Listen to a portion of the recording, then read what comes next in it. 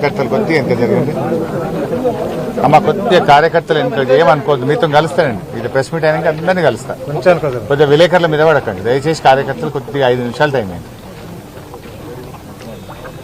బాగున్నావు అన్న? ఏం సంగతులు రాజానా? చాలాసేపు అయింది కదా, కొద్దిగా లేట్ అయినా సారీ.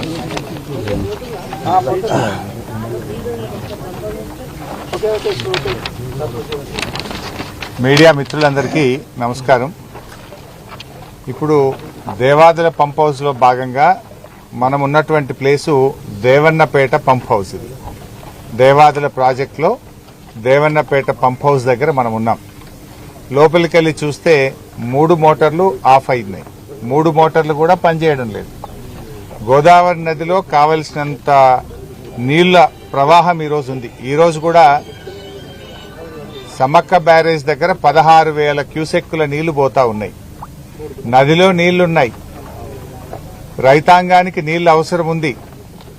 కానీ దేవన్నపేట మన పంప్ హౌస్ లో 3 మోటార్లు కూడా ఆఫ్ చేసి పెట్టారు. మీ అందరికీ తెలుసు, గత సంవత్సరం మార్చి 18వ తేదీ 2025 మార్చి 18వ తేదీ ఈ జిల్లా ఇన్ఛార్జ్ మంత్రి పొంగులేటి గారు, జిల్లా మంత్రులు వచ్చి ఇక్కడ హడావిడి చేసినారు. మోటార్ లాంచ్ చేస్తున్నాం, ఇక ఎంత రాత్రి అయినా సరే ఇక్కడనే బండుకుంటాం, మోటార్లు ఆన్ చేసే పోతాం ఇడికేలని పెద్ద పెద్ద మాటలు మాట్లాడారు. మోటార్లు ఆన్ చేయకుండానే గాలి మోటార్ ఎక్కిండ్రు, హైదరాబాద్ చేరిండ్రు. గత సంవత్సరం ప్రభుత్వ నిర్లక్ష్యం వల్ల సకాలంలో ఈ పంప్ హౌస్ మోటార్లు ఆన్ చేయకపోవడం వల్ల 60,000 ఎకరాల్లో పంట నష్టం జరిగింది. పోనీ ఈ సంవత్సరమైనా నీళ్లు ఇస్తారా అంటే 20 రోజులు నడిపినరు, రిపేర్ వచ్చిందని చెప్పి ఈ నెల 10వ తేదీ నుంచి ఇక్కడ మోటార్లు లిఫ్టింగ్ ఆగిపోయింది. అంటే దాదాపు 10 రోజుల నుంచి మోటార్ లిఫ్టింగ్ ఆగిపోయింది. ఇక్కడ మోటార్ల నుంచి పంపింగ్ ఆగిపోవడం ద్వారా అటు జనగామ జిల్లా, ఇటు పాలకుర్తి, ఇటు స్టేషన్ గన్పూర్, గండిరామారం రిజర్వాయర్ కు లిఫ్టింగ్ ఆగిపోయింది. ఇలా గండిరామారం లిఫ్ట్లు ఎందుకు నడుస్తలేవు అంటే వాటర్ లెవెల్ లేదు అంటున్నారు. ఇక్కడ మోటార్లు ఎందుకు నడుపుతలేరు అంటే ఆడ లెవెల్ ఫుల్ ఉన్నా సార్ అంటారు. మరి లెవెల్ ఫుల్ ఉంటే గండిరామారం లిఫ్ట్ పనిచేయాలి కదా. అక్కడనేమో నీళ్లు లేవు అని గండిరామారము తదితర లిఫ్ట్లన్నీ ఆఫ్ చేసినారు. ఇక్కడేమో మోటార్లు నడుస్తలేవు.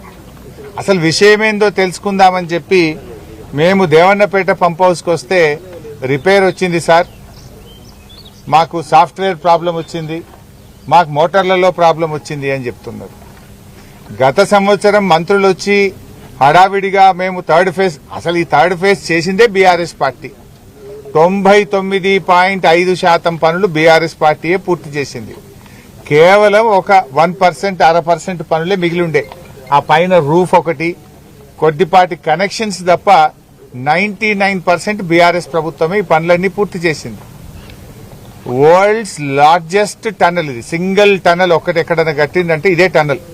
ఈ టనల్ రామప్ప నుంచి ఉనికిచెర్ల వరకు 49.5 కిలోమీటర్ల టనల్ ఇది. అంటే ఒక సింగిల్ టనల్, ఇరిగేషన్ టనల్ ప్రపంచంలో అతిపెద్ద టనల్ ఏదంటే ఇది 49.5 కిలోమీటర్ల టనల్.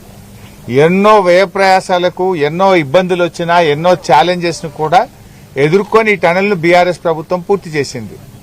అండ్ ఇక్కడ ఉన్న పంప్ హౌస్ ఏదైతే ఉందో ఇది ఇండియాలో కాదు ప్రపంచంలోనే లోతైనటువంటి పంప్ హౌస్. 155 మీటర్ల లోతైనటువంటి పంప్ హౌస్, 25 మీటర్స్ డయా షాఫ్ట్ తోని 155 మీటర్ల లోతైన పంప్ హౌస్.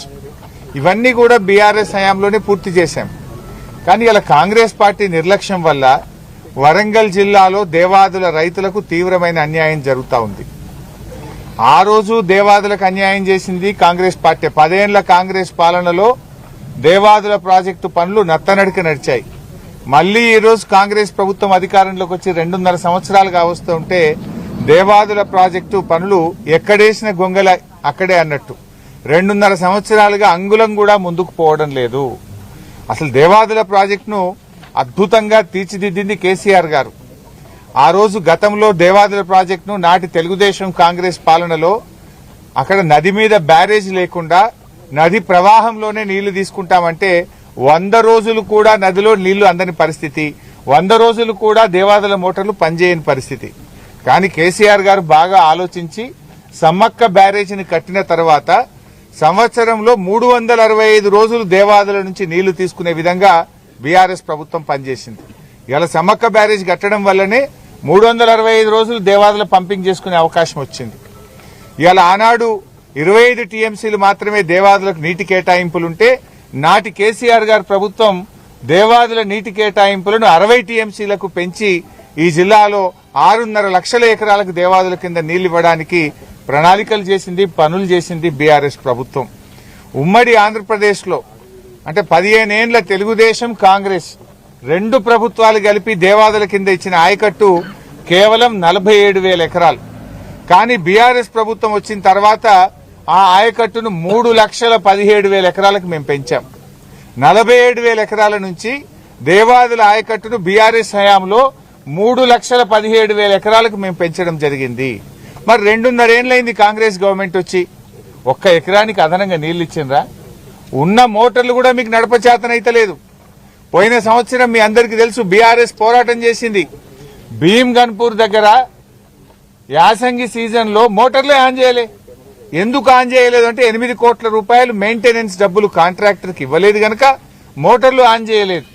లక్షలాది ఎకరాల్లో పోయిన సంవత్సరం వరంగల్ జిల్లాలో పంట నష్టానికి కారణం కాంగ్రెస్ పార్టీ నిర్లక్ష్యం, ఈ జిల్లాలో ఉండే మంత్రులు, ఈ జిల్లా కాంగ్రెస్ నాయకుల నిర్లక్ష్యం వల్ల దేవాదుల మోటార్లు ఆన్ చేయలే. 8 కోట్ల రూపాయలు లేవా? 8 కోట్లు మెయింటెనెన్స్ కి ఇవ్వకపోవడం వల్ల మోటార్లు ఆన్ చేయలే. బీఆర్ఎస్ పోరాటం చేస్తే 45-50 రోజుల తర్వాత అప్పుడు 8 కోట్లు ఇచ్చి మోటార్లు ఆన్ చేసిండ్రు.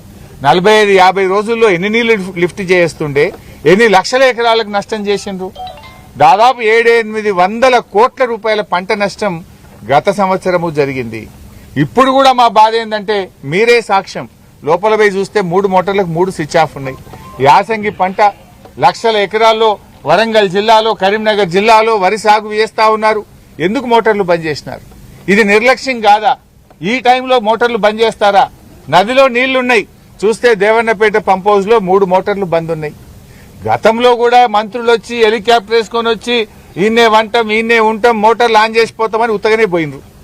తర్వాత ఏదో స్టార్ట్ చేసిండ్రు, 2 రోజులకే మోటార్లు ఆ టనల్లో లీకేజ్ వచ్చింది, బంద్ పెట్టిండ్రు. పోయిన సంవత్సరం 60,000 ఎకరాల పంట ఎండిపోయింది. ఇప్పుడు ఈ సంవత్సరం అయినా సరిగిస్తారంటే ఇప్పుడు కూడా మోటార్లు బంద్